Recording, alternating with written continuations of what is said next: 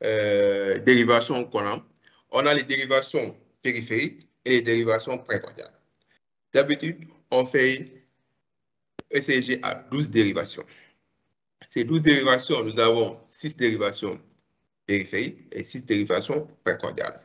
Nous avons l'AVR, le D1, le D2, il y a l'AVL, il y a le D3 également. Et on a ici les dérivations précordiales. Précordiales, comme on l'entend, proche du cœur. Nous avons le V1, qui est quatrième espace intercostal, bord droit du sternum. Le V2, quatrième espace intercostal, bord gauche du sternum. Et on a le V4, qui est cinquième espace intercostal sur la ligne médioclaviculaire. Et entre le V4 et le V2, on a le V3 au milieu. Ensuite, on aura le V5 qui va venir 5 espace intercostal sur la ligne axillaire antérieure. Ensuite, V6 sur la ligne axillaire moyenne. On peut être amené à mettre des dérivations droites, surtout dans le cadre, à la recherche de signes miroirs ou bien dans le cadre d'une exploration du cœur droit surtout. Ces électrodes vont nous permettre de savoir comment vont s'afficher les ondes dans les différentes dérivations. Parce que si l'onde, le vecteur de l'onde s'éloigne de la dérivation, normalement, ça va s'afficher de façon négative sur cette dérivation. Mais si ça vient vers cette dérivation, ça sera positif. C'est comme si on faisait une échographie cardiaque avec la sonde. Quand on voit du bleu et du rouge, on dit toujours que ce n'est pas du sang veineux et du sang artériel. Le bleu, ça veut dire que le sang, mais le flux s'éloigne de notre sonde. Et le rouge, ça veut dire que le flux s'approche de notre sonde. Donc, c'est ça. D'habitude, dans les hôpitaux, il y a des infirmières qui sont, ou bien des infirmiers qui sont formés déjà pour faire les ECG, mettre les électrodes, tout ça. Et le médecin, le plus souvent, il vient juste interpréter. Mais il faudra faire attention à l'interprétation parce que si on fait des inversions de dérivation, on peut prendre un ECG anormal alors que c'était normal. Donc, juste, il faudra toujours vérifier. Il y a de nouveaux appareils qui nous montrent même si on a une inversion des électrodes, des dérivations, il nous dit que ça s'affiche nettement sur l'électrocardiogramme qu'on reçoit. Donc, après cette partie de rappel sur le plan physiologique, anatomique, en biologie, nous allons passer à l'interprétation. Pour cela, nous allons passer en 5 étapes. D'abord, quand on a le tracé devant nous, qu'est-ce qu'il faut faire? Il faudra d'abord déterminer si le rythme est sinusal. Ensuite, on avance. Vérifier si le rythme est régulier.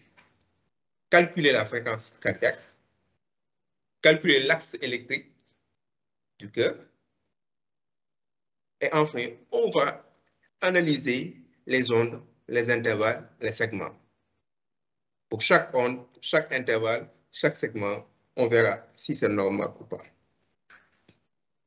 Nous allons donc commencer avec la détermination du rythme sinusal.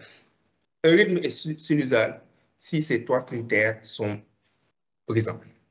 Chaque onde P, c'est-à-dire la dépolarisation des oreilles, doit être suivie d'un complexe QRS. Et l'onde P est positive au niveau des dérivations gauche, parce que l'onde P quitte les oreilles vers le bas et à gauche. Donc, ces dérivations vont voir de manière positive cette onde P, alors que les dérivations à droite vont le voir de façon négative, telle que la dérivation en AVR. Donc, l'onde P est positive en D1, D2, AVF, et négative en AVR. Et l'intervalle pair doit être supérieur, égal à 3 petits carreaux, c'est-à-dire 0,12 millisecondes. Quand ces 3 critères sont présents, on peut se dire que le rythme est sinusal. Si le rythme est sinusal, il faut vérifier si le rythme est régulier ou pas. Pour cela, les espaces R, c'est-à-dire les espaces entre deux complexes, doivent être égaux. Ou bien entre deux zones P, ces espaces-là doivent être égaux, doivent être identiques sur le tracé. Si ce n'est pas le cas, on peut avoir un rythme sinusal, mais qui est irrégulier. Après avoir fait le rythme, voir s'il est sinusal ou pas, avoir également déterminé sa régularité, nous allons calculer la fréquence cardiaque. Tout d'abord, on sait que la fréquence cardiaque varie en fonction de l'âge chez l'enfant. Donc, il faudra se rapprocher des ABAC pour voir la fréquence cardiaque normale à cet âge. Mais si on voit certaines fréquences cardiaques, on sait que déjà ça, c'est anormal. Si on voit un enfant qui bat à 200 battements par minute, on se dit que non, ça, c'est anormal. N'importe quel âge, on peut avoir à 200 comme ça. Il y a un souci. Pour déterminer cette fréquence cardiaque, soit on peut se baser sur les grands carreaux, on verra ça tout à l'heure.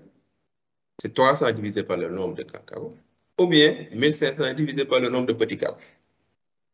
Maintenant, si on a un rythme qui est irrégulier, la fréquence cardiaque sera mesurée sur 3 intervalles consécutifs et on fait la moyenne pour avoir la fréquence cardiaque du malade. Ici, on a un électrocardiogramme avec les flèches qui vont nous montrer, qui nous montrent ici.